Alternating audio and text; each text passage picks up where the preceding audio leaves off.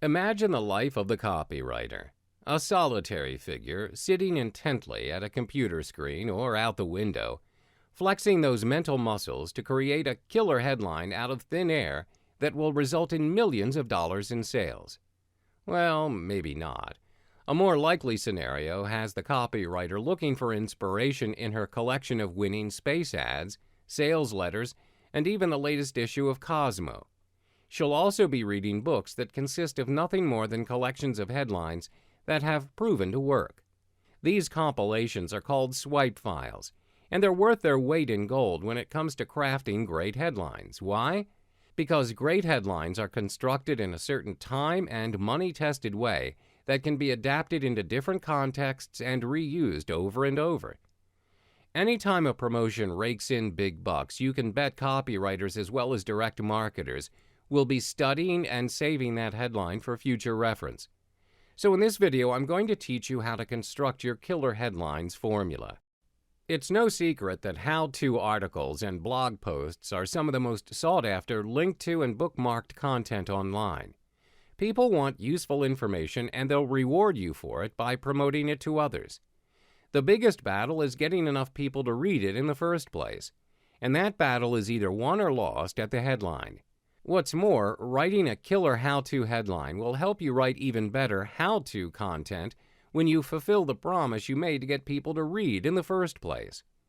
The crazy thing about the popularity of how-to content is the fact that people don't really want to learn how to do anything else. But it's due to the extremely busy lives we lead that prompts us to seek out tips, tricks, and methods to make our lives better, easier, and ultimately happier for ourselves. Focusing on the better, easier, and happier is the key to write how-to headlines and content. It's not that people aren't smart enough to understand the implied benefits of learning how to do something. It's quite the opposite. Actually, it's just that implied benefits don't prompt action like express benefits do. It's been said that it's unlikely to write a bad how-to headline. That may be true, but what comes after those two magic words can make all the difference in the amount of attention and readership your writing gets. Let's take a look at the structure of a few most used how-to headlines and see if we can figure out why they work and adapt them to new content creation. How to lose weight and stay healthy without exercising. This may be the well-known how-to headline among girls. The headline structure is potent. You got the number one benefit right after how-to, with another benefit following the word and. Simple, right? There's a subtle relationship between the first benefit and the second that suggests if you can achieve the first, you can automatically achieve the second. The dual benefit how-to structure will always work if you logically link the two together and deliver relevant and substantive tips with your content. Give it a try.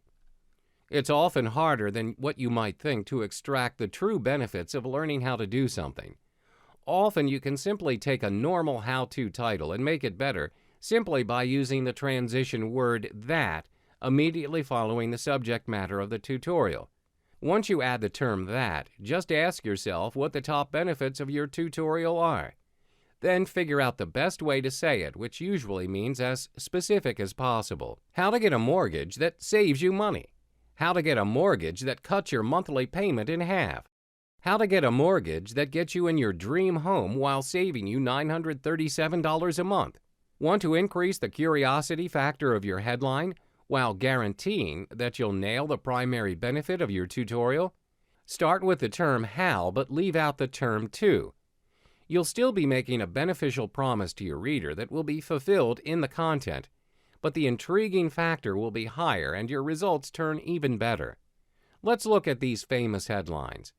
How I improved my memory in one evening.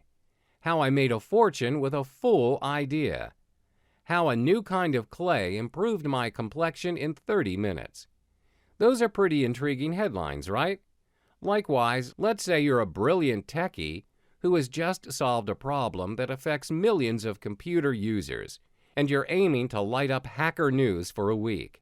Any headline that lists a number of reasons, secrets, types, or ways will work because once again, it makes a very specific promise of what's in store for the reader.